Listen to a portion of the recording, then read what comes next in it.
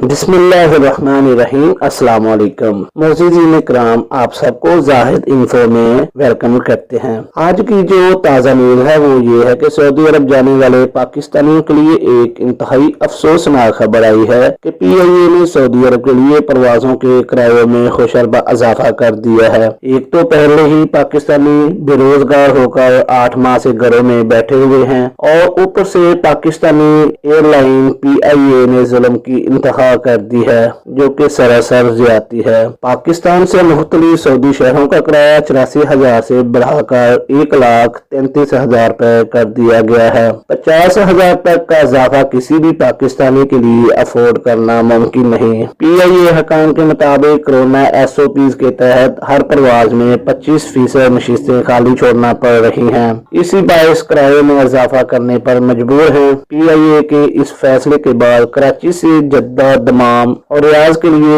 एक तरफा किराया 1,27,000 और लाहौर और इस्लामाबाद, पेशावर से जद्दा, दमाम और मदीना का किराया 1,33,000 रुपए कर दिया गया है। इससे कबल ये किराया 84,000 रुपए था। PIA ने अपने तमाम ट्रेवल एजेंट्स को नए किरायों से आगाह कर दिया है। पाकिस्तान की दरख्वास्त पर सऊदी अरब के लिए इजाफी परवाजों की इजाजत भी दे दी गई है। 30 सितंबर तक 13 इजाफी परवाजें चलाई जाएंगी, जिसके जरिए 3,000 पाकिस्तानी सफर करेंगे।